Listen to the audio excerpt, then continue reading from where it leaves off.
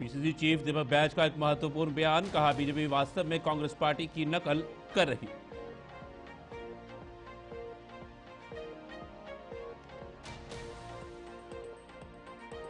अखिल भारतीय विद्यार्थी परिषद की महत्वपूर्ण बैठक, एबीवी की बैठक में देश भर से सदस्य होंगे शामिल।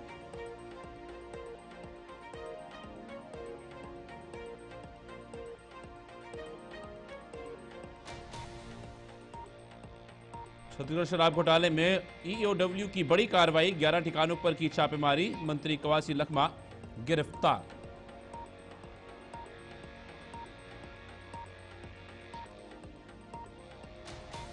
नमस्कार, छत्तीसगढ़ी खास खबरें देख रहे हैं आप सब। मैं हूं आपके साथ साहिल किरनी।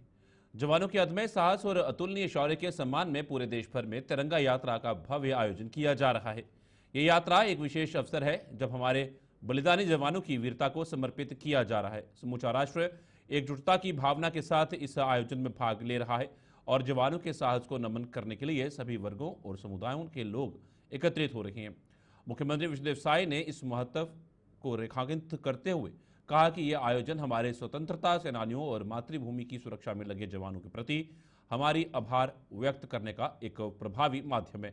इस अवसर पर हर व्यक्ति को अपने कर्तव्यों और जिम्मेदारियों का एहसास कराते हुए देश के प्रति अपने दायित्वों को निभाने की प्रेरणा मिलती है।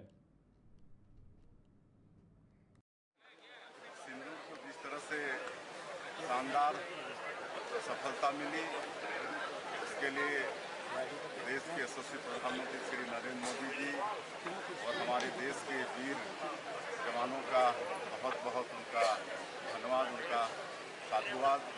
जिस तरह से 22 अप्रैल को पहलगाम में जो हमारे टूरिस्ट वहाँ पर छुट्टियाँ मनाने गए थे, खुशियाँ मनाने गए थे और उनको पाकिस्तानी आतंकवादियों ने उनका धर्म पूछ कर उनकी निर्मम हत्या की।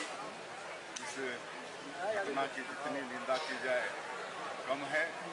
और जिस तरह से पाकिस्तानी आतंकवादियों ने हमारी बहनों का सिंदूर उजाड़ा था, तो हमारे देश ने भी, हमारे देश के जवानों ने भी ऑपरेशन सिंदूर किया और जो पाकिस्तान के अंदर में आतंकवादियों के जो केंद्र थे उनको चुन कर, उनको चिन्हित करके आधे घंटे के अंदर उनका सफाया कर दिया। भाजपा प्रदेश भर में तिरंगा यात्रा निकाल रही है, जिसका उद्देश्य राष्ट्रीय ध्वज के प्रति लोगों की श्रद्धा और एकता को बढ़ावा देना है। इस यात्रा को लेकर पीसीसी चीफ दीपक बैज का एक महत्वपूर्ण बयान सामने आया है, जिसमें उन्होंने ये स्पष्ट किया कि बीजेपी वास्तव में कांग्रेस पार्टी की नकल कर रही है। इसके साथ ही प्रदेश के विभिन्न हिस्सों में एंटी करप्शन ब्यूरो के द्वारा की गई कार्रवाई को लेकर उन्होंने कहा कि सरकार जानबूझकर इस मुद्दे को डाइवर्ट करने के लिए विभिन्न प्रयास कर रही है। उनके अनुसार ये सब केवल डराने के लिए एजेंसी को भेजा जा रहा है। इसी दौरान स्काई वॉक पर पूर्व मंत्री राजेश मूणत की एक प्रेस वार्ता के संबंध में उन्होंने ये टिप्पणी की कि स्काई वॉक वास्तव में कमीशन का वॉक है, जिसका तात्पर्य यह है कि इसमें कई प्रकार की वित्तीय अनियमितताओं और सवालों का उठना बहुत स्वाभाविक है।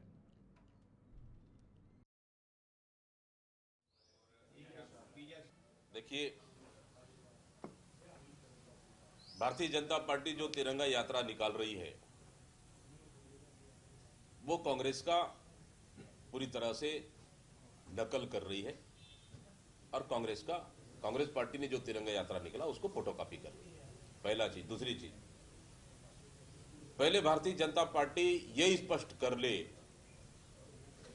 पहले तो मंत्री, मध्य प्रदेश के मंत्री हमारे कर्नल सोफिया कुरैशी जो पूरे ऑपरेशन सिंदूर को संभाली थी, उनके खिलाफ अपमानजनक भाषा का प्रयोग कर पूरे सेना को कटघरे में उन्होंने खड़े कर दिया और कोर्ट के निर्देश पर एफआईआर हुआ। एफआईआर में भी कुछ लिखा नहीं गया है।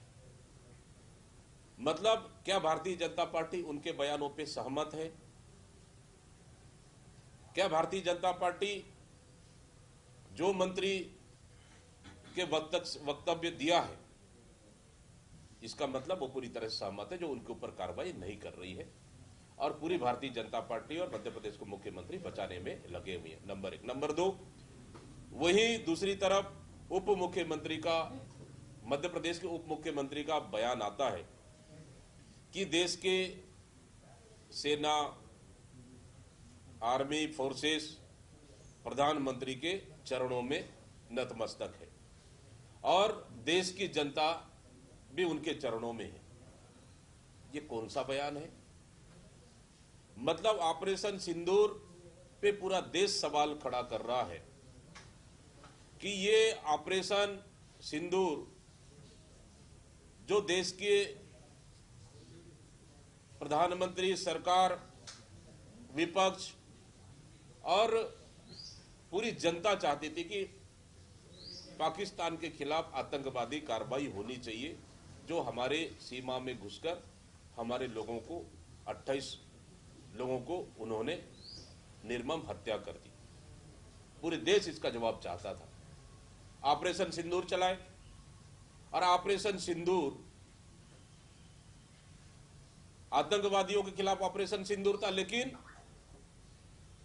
अमेरिका के राष्ट्रपति ट्रंप के कहने पे अब व्यापार पे समझौता हो गया है। क्या ऑपरेशन सिंदूर व्यापार पे था या आतंकवादियों के लिए था? ये ठीक, ऑपरेशन सिंदूर बड़ा मुश्किल से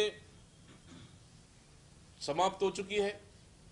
पूरी देश की जनता, मीडिया, कुछ मीडिया को छोड़कर बुद्धिजीवी सब लोग प्रश्न खड़ा कर रहे हैं, पूछ रहे हैं प्रधानमंत्री से कि अचानक बंद क्यों हुआ।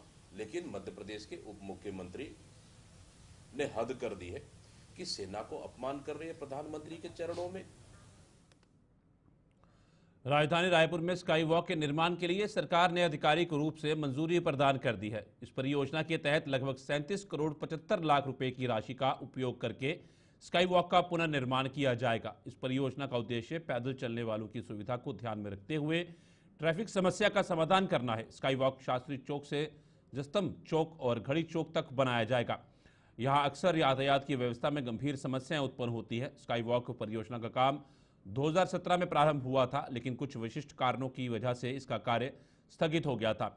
अब इस परियोजना को फिर से शुरू करने की तैयारी है, जिससे स्थानीय लोगों को एक उत्कृष्ट चलने की सुविधा प्रदान की जा सके।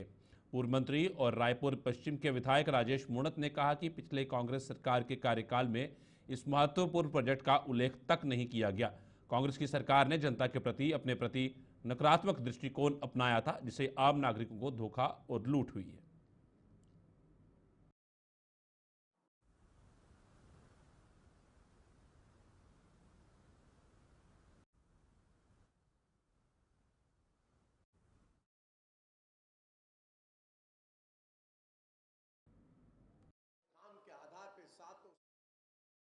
अखिल भारतीय विद्यार्थी परिषद एबीवीपी 28 मई से 30 मई तक राजधानी रायपुर में एक महत्वपूर्ण बैठक का आयोजन कर रही है। यह बैठक इंदिरा गांधी कृषि विश्वविद्यालय में आयोजित की जाएगी, जो अपनी शैक्षणिक उत्कृष्टता के लिए जानी जाती है। इस बैठक में देश भर से एबीवीपी से जुड़े अनेक सदस्य शिरकत करेंगे, जो अपनी विचारधारा, दृष्टिकोण और अनुभव साझा करेंगे। यह अवसर न केवल संगठन के सदस्यों के लिए संवाद का एक मंच प्रदान करेगा, बल्कि इसमें विभिन्न विचारों के आदान प्रदान का भी महत्वपूर्ण कार्य किया जाएगा। इस बैठक का उद्देश्य एबीवीपी के सदस्यों को एक मंच पर लाना है, जहां वे अपने विचारों और अनुभवों को साझा कर सकें और संगठन के भविष्य की दिशा पर चर्चा कर सकें।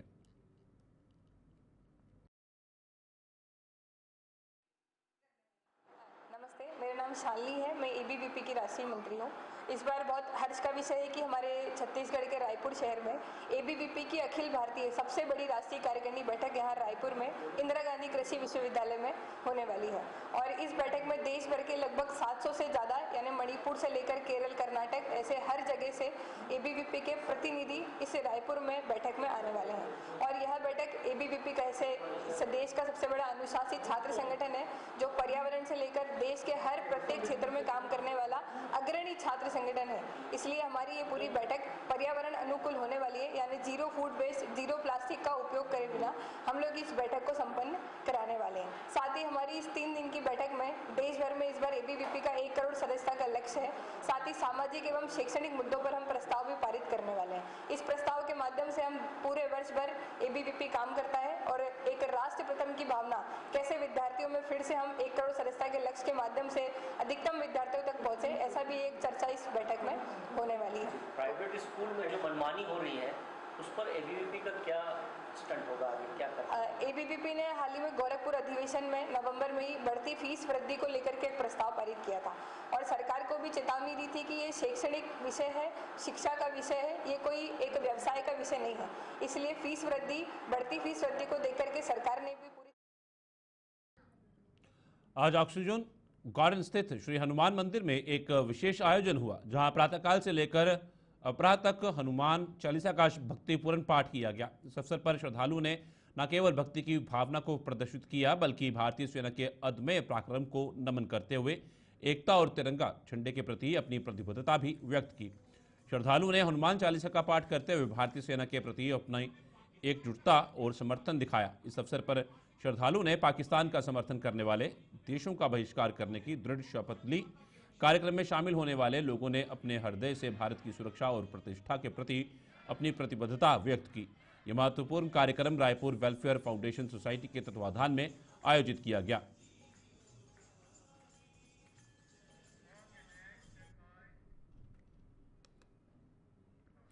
राज्य सरकार ने भूमि खरीदारी और बिक्री की प्रक्रिया को अधिक सुगम और व्यवस्थित बनाने के लिए 10 नई क्रांतियों की शुरुआत की है। ये कदम इस उद्देश्य के तहत उठाया गया है कि लोग बिना बार बार सरकारी दफ्तरों का दौरा किए और वहां की लंबी कतारों में लगे बिना आसानी से अपनी भूमि से संबंधित लेन देन कर सकें। इन नई क्रांतियों के अंतर्गत विभिन्न सुधारात्मक उपाय किए गए हैं, जिससे भूमि खरीदने और बेचने का कार्य जनता के लिए और भी सहज हो सके। इस प्रक्रिया को प्रभावी और जमीनी स्तर पर लागू करने के लिए राज्य सरकार ने सभी जिला मुख्यालयों में अधिकारियों के लिए वर्कशॉप का आयोजन किया है। यह वर्कशॉप अधिकारियों को आवश्यक मार्गदर्शन और प्रशिक्षण प्रदान करने के लिए बनाई गई हैं। करा दी। आज बस्तर संभाग मुख्यालय में, बस्तर में जगदलपुर में हमारे सभी प्रकार की स्टेक होल्डर्स के साथ रजिस्ट्री की 10 क्रांतियों पर विस्तार से वर्कशॉप आयोजित किया गया है। हमारे मुख्यमंत्री जी के नेतृत्व में सुशासन के लिए, गवर्नेंस के लिए हर तरह से प्रयास किए जा रहे हैं। पंजीयन में 10 बड़े क्रांतिकारी रिफॉर्म लागू किए गए हैं और उससे ज़मीन पर उतारने के लिए वर्कशॉप बहुत ज़रूरी थे। उस दृष्टिकोण से पूरे प्रदेश में लगातार एक करके ये वर्कशॉप आयोजित किए जा रहे हैं। इसमें आधार इंटीग्रेशन का काम किया गया है, जिससे एक कबीरधाम पुलिस ने ग्राम खैरबना कला में एक व्यक्ति को अवैध रूप से देसी शराब विक्रय करते हुए पकड़ा है। आरोपी राजू साहू की कब्जे से 70 पौवा देशी प्लेन शराब और 360 नगद जब्त किया गया है। पुलिस अधीक्षक धर्मेंद्र सिंह के निर्देशन में अतिरिक्त पुलिस अधीक्षक पुष्पेंद्र बघेल और पंकज पटेल के मार्गदर्शन में एसटीओपी कवर्था कृष्ण कुमार चंद्राकर के पर्यवेक्षण में थाना प्रभारी निरीक्षक लालजी सिन्हा के नेतृत्व में टीम द्वारा यह कार्रवाई की गई है।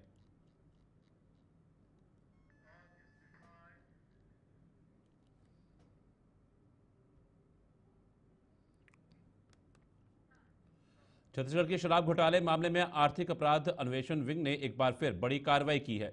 ईओडब्ल्यू ने इस मामले में जांच के सिलसिले में 11 ठिकानों पर छापेमारी की, जिसमें रायपुर, अंबिकापुर, जगदलपुर, सुकमा और दंतेवाड़ा शामिल हैं। ईओडब्ल्यू ने शराब घोटाले से जुड़े व्यक्तियों के 11 ठिकानों पर छापेमारी की है, जिसमें रायपुर के 2, अंबिकापुर का 1, जगदलपुर के 2, सुकमा के 5 और दंतेवाड़ा के 1 ठिकाना शामिल है। ये कार्रवाई 2000 करोड़ के शराब घोटाले की जांच के सिलसिले में की गई है, जिसमें पूर्व आबकारी मंत्री कवासी लखमा और भी गिरफ्तार किया गया है। ईओडब्ल्यू इस मामले में जांच को गंभीरता और तत्परता के साथ आगे बढ़ा रही है।